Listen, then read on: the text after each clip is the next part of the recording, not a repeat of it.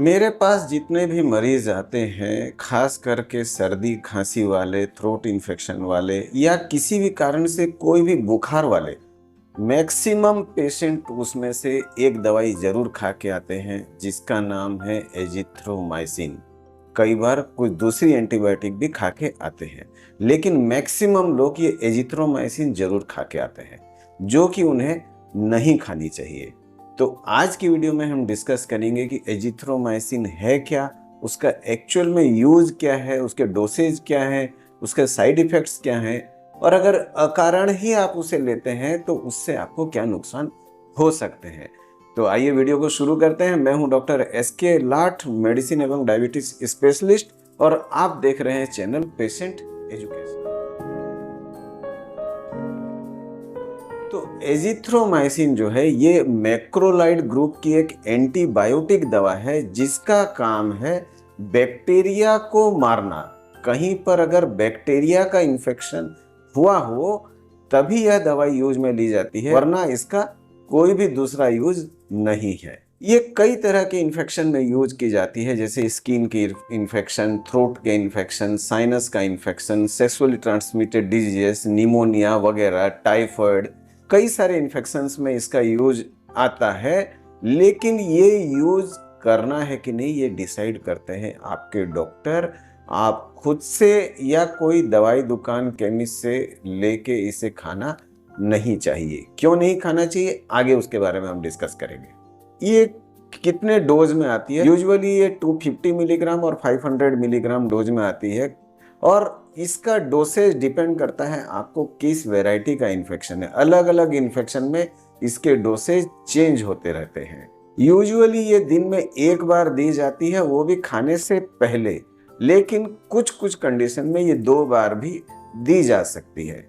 इसके side effects क्या हो सकते हैं? तो सबसे कॉमन साइड इफेक्ट है लूज मोशन या डायरिया। आपने देखा होगा एजिथ्रोमाइसिन खाते ही कई लोगों को डायरिया हो जाता है, कुछ लोगों को उल्टियां हो सकती हैं, पेट में दर्द हो सकता है, एलर्जी के कारण पूरे शरीर में खुजली हो सकती है, और एक सीरियस प्रॉब्लम इसमें होता है कई बार, जिसे हम कहते हैं क्यूटी प्रोलोंगेशन, जिसके कारण आपके हार्ट के रिदम में डिस्टरबेंस आके आप चक्कर खा के गिर भी सकते हैं, सीरियस भी हो सकते हैं। अब बात करेंगे इसके रेजिस्टेंस की। तो जो मैंने पहले कहा आपको इसे बिना डॉक्टर की एडवाइस के नहीं लेना है।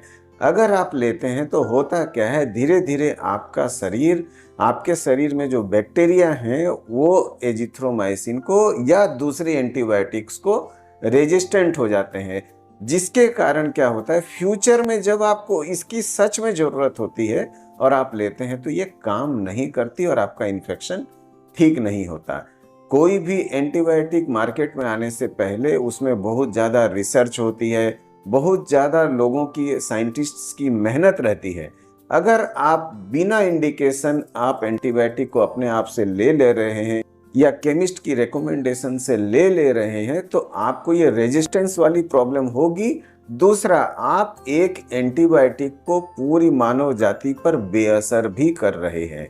एक बात बता दूं, सर्दी खांसी वायरल इन्फेक्शन के द्वारा होती है। जैसे हमने 4 साल पहले कोरोना वायरस देखा था, वैसे कई तरह के और वायरसेस होते हैं, जैसे राइनो वायरस है, दूसरे कोरोना वायरस हैं, इन्फ्लुएंजा वायरस है। ये सब सर्दी खांसी करते हैं और इनमें 99% केस में कोई एंटीबायोटिक की जरूरत होती ही नहीं, चाहे एजिथ्रोमाइसिन हो या दूसरी दवाई हो। तो इनका कोई रोल नहीं है।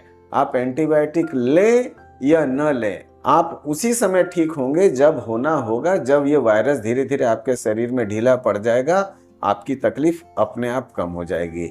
हाँ, आपको ये लगेगा कि मैंने एजिथ्रोमाइसिन ली तो मेरा बुखार 2 दिन में ठीक हो गया या मेरी सर्दी खांसी 2 दिन में ठीक हो गई, लेकिन वो वैसे भी 2 दिन में ठीक हो जाती। आप इम्पेशेंट होकर एंटीबायोटिक ले लिए, इसीलिए आपको ऐसा फील हो रहा है कि एजिथ्रोमाइसिन के कारण आपका बुखार, सर्दी, खांसी ठीक हो गई। एक्चुअल में ऐसा बिल्कुल भी नहीं है। तो कभी भी एंटीबायोटिक बिना डॉक्टर के रिकमेंडेशन के नहीं लें, और सर्दी खांसी में तो बिल्कुल भी नहीं लें जब तक आपके डॉक्टर आपको नहीं बोलते। और क्या प्रिकॉशन लेना चाहिए एजिथ्रोमाइसिन लेने से पहले? तो अगर आपको लीवर डिजीज है तो आपको एजिथ्रोमाइसिन नहीं लेनी है। एजिथ्रोमाइसिन लेते ही अगर आपको डायरिया हो रहा है तो तुरंत अपने डॉक्टर से संपर्क करें और एंटीबायोटिक को बंद करें। अगर आपको कोई दूसरा सिम्टम जैसे खुजली हो रही है, चक्कर आ रहा है, गिर जा रहे हैं, तो इमीडिएटली इसको स्टॉप कर दें। तो ये थी कुछ जानकारियां एजिथ्रोमाइसिन के बारे में और जो आम गलतियां आम लोग करते हैं उसके बारे में। तो आशा करता हूं ये वीडियो आपको समझ में आया होगा और आगे से आप मामूली इन्फेक्शन, सर्दी खांसी में कभी भी एंटीबायोटिक अपने से नहीं लेंगे और यह संदेश दूसरे पेशेंट्स तक भी पहुंचाएंगे, आपके दूसरे फ्रेंड्स और फैमिली तक भी पहुंचाएंगे, ताकि वे भी बिना बात की एंटीबायोटिक लेना बंद करें और बाद में होने वाले एंटीबायोटिक रेजिस्टेंस से खुद भी बचें और पूरी पृथ्वी की मानव जाति को भी बचाएं। धन्यवाद, नमस्कार, जय हिंद।